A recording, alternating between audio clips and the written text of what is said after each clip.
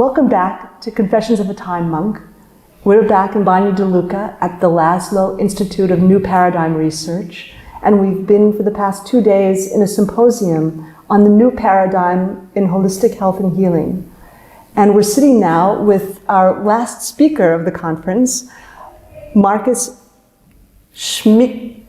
Yes, Schmieke. Yes, Schmieke, who just actually shared with us quite a profoundly connected observation of the world. So I wanted to just sit with you for a couple of minutes and ask you if you were to flash forward to your deathbed and you're surrounded by your children and your loved ones, and in your last breath you have a pearl of wisdom to bring everything together into a final sharing that would in fact allow them to live their lives in the most connected way possible. What would you say to them?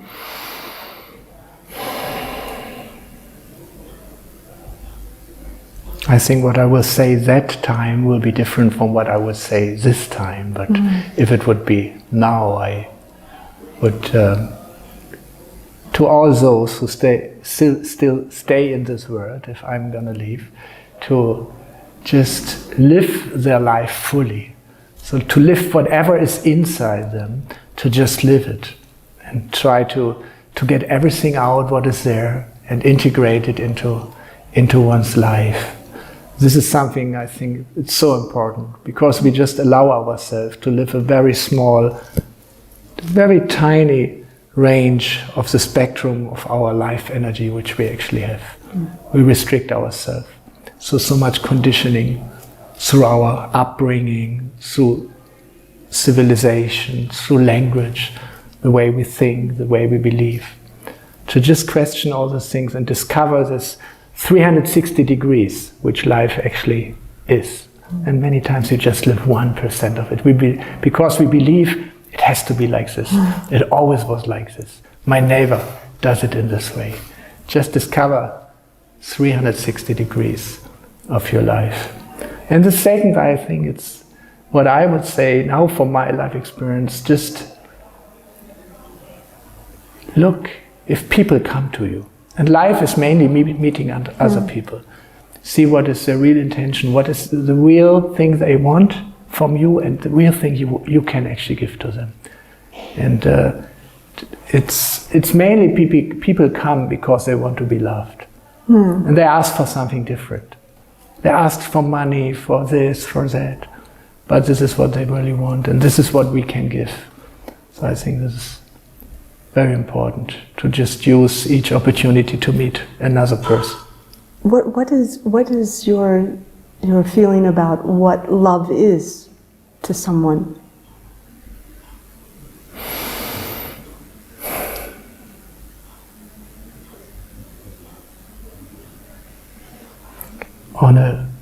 On a very deep level of experience, it's just this deep realization of oneness.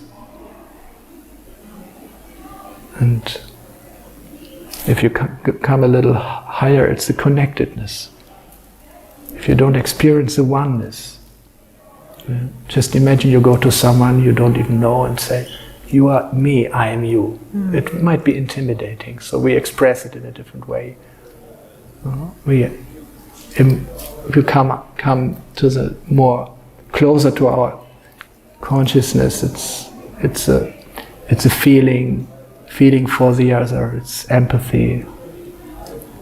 Like if you love someone, the happiness of this person is your happiness, and if the person suffers, you're suffering, because you're realizing we are one.